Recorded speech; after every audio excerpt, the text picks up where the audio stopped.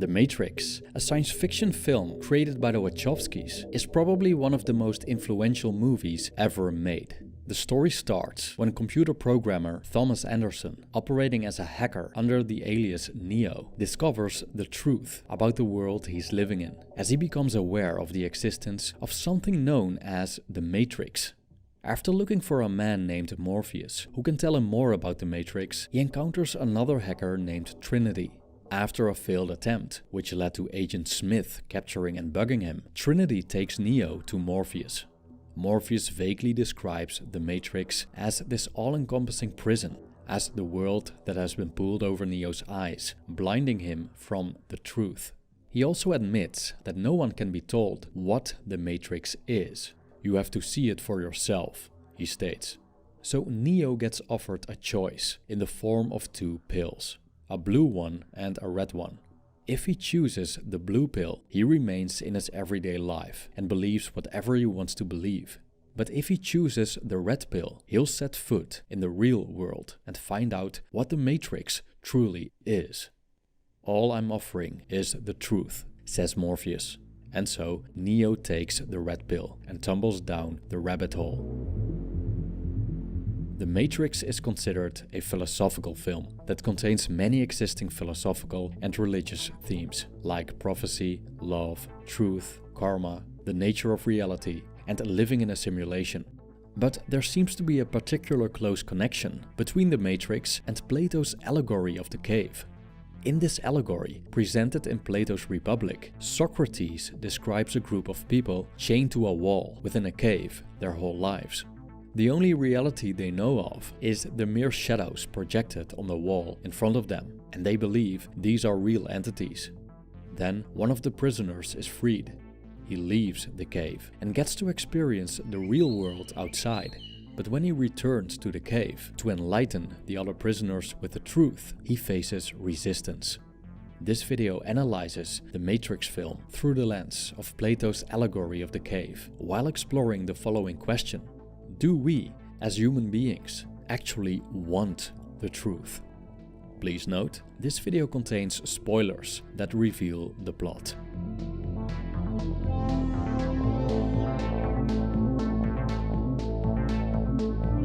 The prisoners of the cave are chained so that they cannot move their legs and necks. They can only sit and watch the wall in front of them, but cannot look around, cannot see each other, nor the wall they're chained to. Behind the prisoners burns a fire. There are people in between the fire and the prisoners. These people hold sticks with several forms: birds, horses, dogs, which project onto the wall. So all they've ever seen are mere projections of objects that appear in the real world, a world that's alien to them. When one of the prisoners is freed and ascends from the cave into the real world, he experiences sunlight for the first time in his life. He is confused and needs time to adapt, as he has never seen the daylight before. But when his eyes have adjusted, he encounters all the forms he recognizes from his life in the cave. But they're different this time. Instead of mere silhouettes, he sees the actual entities, full of color and with profound detail. He then realizes what he thought was real was in fact an illusion. Similarly, Neo has been imprisoned without being able to see the prison. When he wakes up from the simulated reality, his naked body lies in a pod filled with liquid. He notices that his body is full of plugs and then sees millions of other pods with humans connected to what seems a giant machine. After a supervising drone notices that Neo has awakened, his body gets unplugged and discharged into a sewer.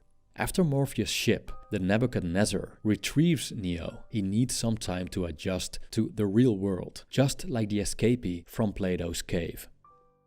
A fundamental difference in experience between Plato's character and Neo is the kind of reality they face.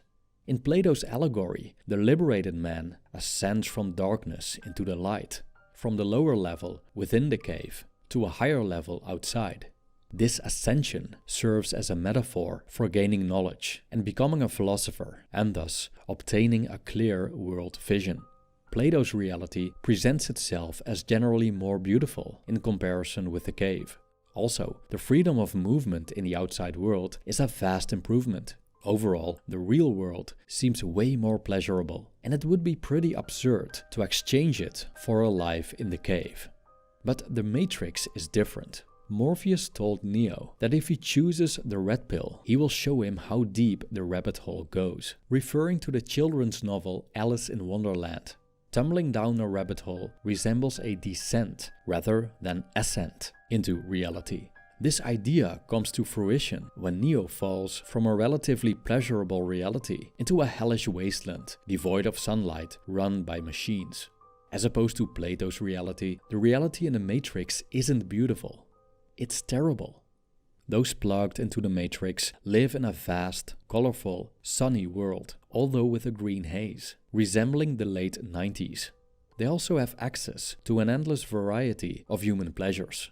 But in the real world, there's only one human city left, Zion, where people live under subhuman conditions, stuck in the outskirts, continually threatened of being obliterated by machines. So one could argue that, in the case of the Matrix, living imprisoned in the cave is more pleasurable than living freely in the outside world. Shortly after his liberation, Neo initially refuses to accept the truth. "No, I don't believe it. It's impossible," he says after Morpheus showed him what the Matrix is. He showed a typical reaction of someone confronted with the harsh reality. As the architect of the Matrix states in the sequel, denial is the most predictable of all human responses. We can see this when, for example, we discover that one of our parents isn't our biological parent, or the person we consider our greatest enemy turns out to be our parent. In such cases, the truth carries such a magnitude that accepting it shakes one's identity to its very foundations. Such a massive shift in perception generally terrifies people. Neo asks Morpheus, "I can't go back, can I?" To which Morpheus answers, "But if you could, would you really want to?" Flat-out disregard of the truth is common. Many people prefer living in a safe bubble of lies to looking outside for the truth. Living in a cozy false reality can be pretty convenient and comfortable. You just have to remain ignorant of everything that could burst your bubble. So instead, you go along with the deceptive narrative of the herd, often amplified by mass media and entertainment. But we also see the opposite happening, like people opposing common knowledge, adopting a false truth, like the idea that Earth is flat. So truth, by and large, can be easily fabricated. Merriam-Webster provides a definition of truth that goes as follows: a judgment, proposition, or idea that is true or accepted as true. Morpheus' goal is to liberate the people from the Matrix. But he also realizes that as long as these people are part of the system, they're the enemy. First of all, because so-called agents protect the Matrix. These agents function a bit like a security program to keep Trojan horses and other malware out. And every human projection is potentially an agent. Second of all, most of them aren't ready to be unplugged. Similarly, when Plato's enlightened man tries to persuade the people in the cave to go outside, he meets resistance and ridicule. Plato describes such endeavor as inserting vision into blind eyes. It's a waste of time trying to convince someone of the truth if they aren't receptive to it. Morpheus also states that many are so hopelessly dependent on the system that they'll fight to protect it. Similarly, Socrates asks if these people wouldn't kill the person offering them the truth about their existence. Nevertheless, Plato points to the philosopher's responsibility to act in the interest of the unenlightened ones, even if they're hostile, just as Neo, Morpheus, Trinity, and the other liberated humans do. In Plato's allegory, we see that liberation ultimately positively affects the man who is freed. Also, Neo eventually accepts the truth and embraces reality. But what if someone knows the truth, but hates it so much that he chooses a false reality? Here's where a character named Cypher comes in. Cypher admits he regrets taking the red pill, saying to Neo, almost assuming he feels the same, "I know what you're thinking, because right now I'm thinking the same thing, Actually, I've been thinking it ever since I got here. Why oh why didn't I take the blue pill?" End quote.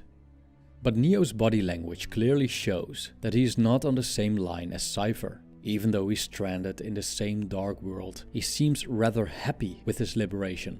Neo finds meaning in it and sort of takes on the role of Plato's enlightened man, as he takes responsibility to help the people still imprisoned.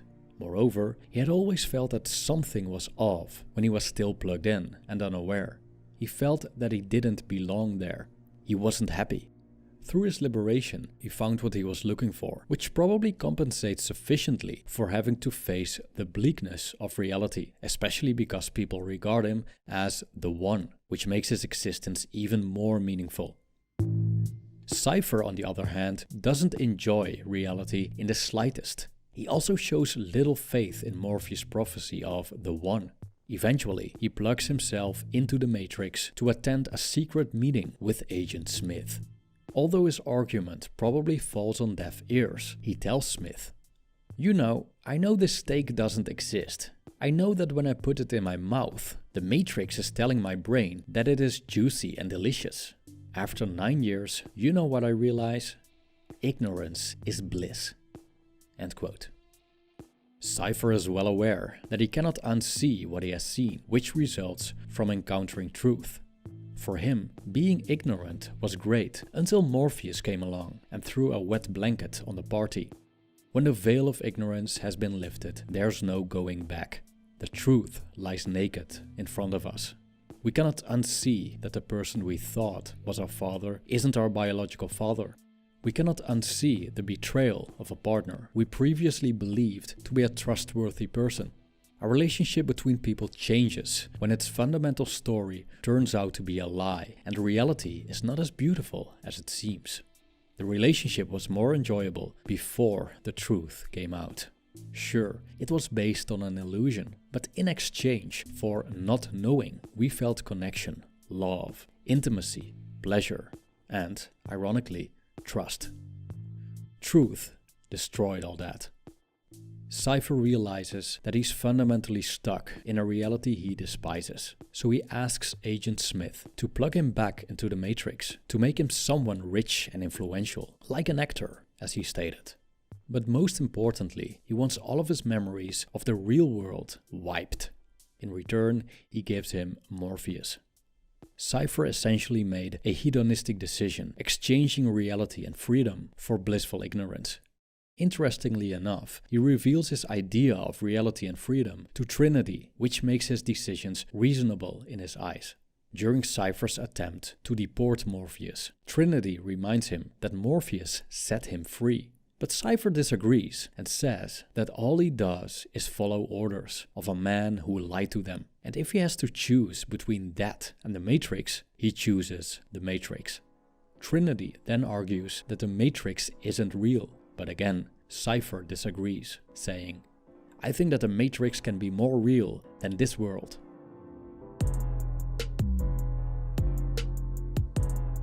The people liberated from the Matrix have the technological ability to plug themselves into the system and be part of a simulated reality as their so-called residual self-image.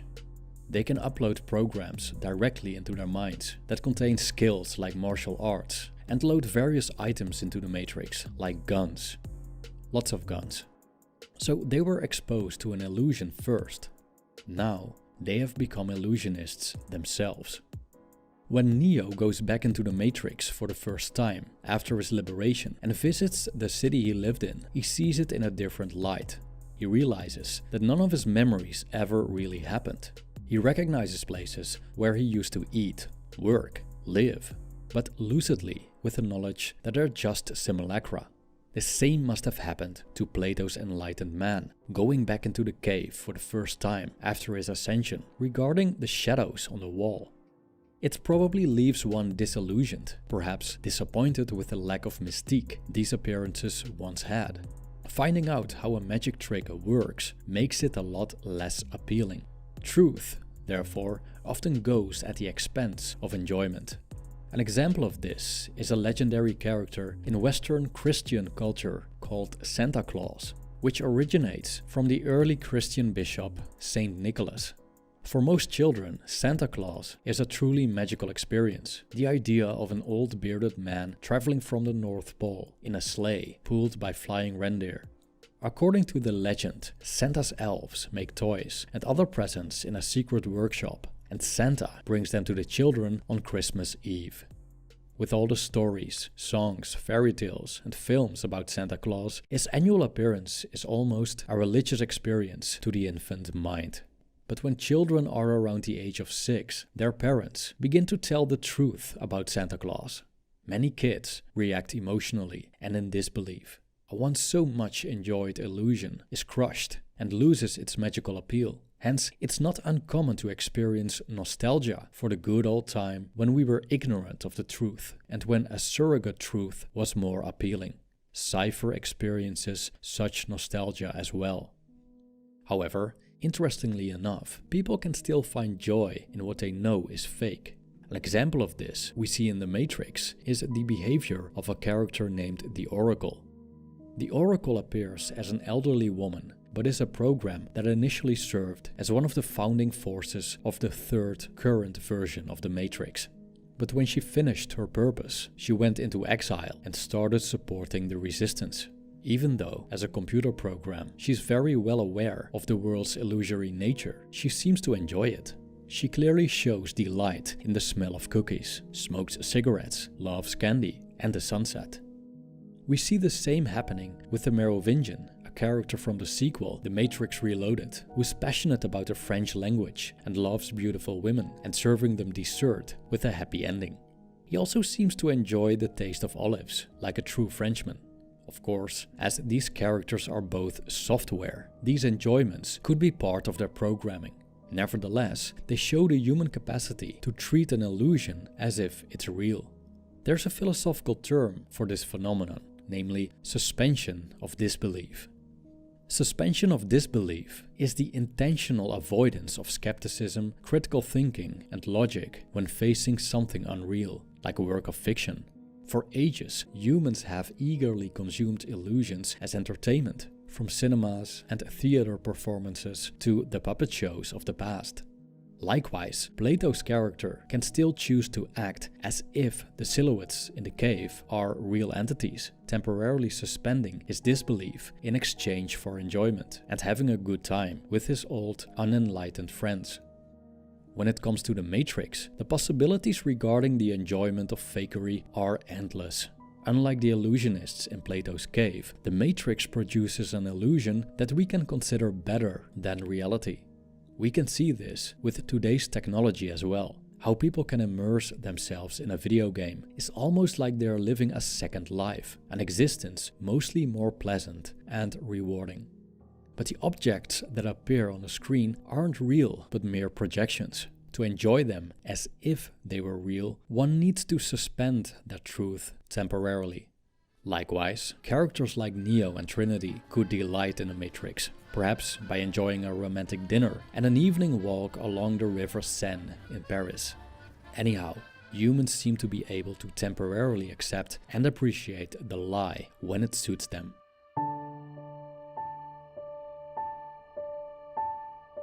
Do we actually want the truth? If asked, most people will probably answer yes to this question. But when exploring Plato's allegory and the Matrix, we discover that the human relationship with truth is not that simple. In some cases, we welcome the truth. In other cases, we hide from it, temporarily suspend it, reject it, and even wish to forget the truth if we had that option. One of the most striking examples is the character Cypher. Both Plato's work and the Matrix show people's disdain for a truth that threatens their reality. We tend to attach to the familiar, the comfortable, the meaningful, and are sometimes willing to defend it with our lives. When it comes to the latter, we just have to look at how people are ready to die for their religions and political ideologies. So again, do we want the truth? The answer seems to be, it depends. We tend to handle the facts selectively, as the truth appears in many different forms, with different magnitudes. Truth can uplift us. It can leave us indifferent, but can also make us depressed and miserable.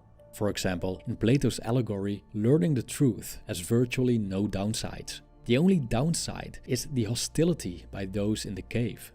But aside from that, it's pretty evident that Plato's truth leads to something better and would uplift almost anyone. But in the Matrix, the truth is less enjoyable. However, the effect that truth has on us doesn't necessarily depend on the truth itself. It also depends on the person receiving it. In the case of Neo and Morpheus, the state of the world provided them with meaning and legitimized the battle they were fighting as liberators of humanity, which is quite an incredible goal to have in life. On the other hand, Cypher pokes fun at that goal, which shows his cynicism and lack of meaning he found in his existence. People tend to adopt surrogate truths to cover up a painful reality. By contrast, others love painful realities, but these are often instrumental to their already dark worldview. People from both camps also tend to ignore facts that oppose how they want to see the world. In many, if not most cases, they share their worldviews with like-minded people. Sharing a certain truth, regardless of whether it's true, has benefits. Again, look at religious groups, political movements, and even the Flat Earth Society. Being part of such groups can provide people with purpose and social connections. In the Matrix, for example, we can see how the belief in the One binds Morpheus and his people together. The downside is that adopting opposing views as a member, even if they were true, could lead to other members ostracizing you. And here's where the dark side of suspension of disbelief comes in. Some, if not many, are willing to turn a blind eye to the truth, not just for innocent enjoyment, but also out of convenience. For example, someone keeps subscribing to a false belief against one's better judgment just to belong or out of fear of being ostracized. All in all, people seem pretty opportunistic when it comes to the truth. We want a truth, not necessarily the truth. We want a reality, not necessarily the reality. But the truth and the lie often have something in common. They both appear as stories. So could it be that we fundamentally don't want the truth, but a story? A story to believe in, identify with, share with others, dwell on, and, perhaps most importantly, to provide us with a sense of meaning and belonging. Thank you for watching.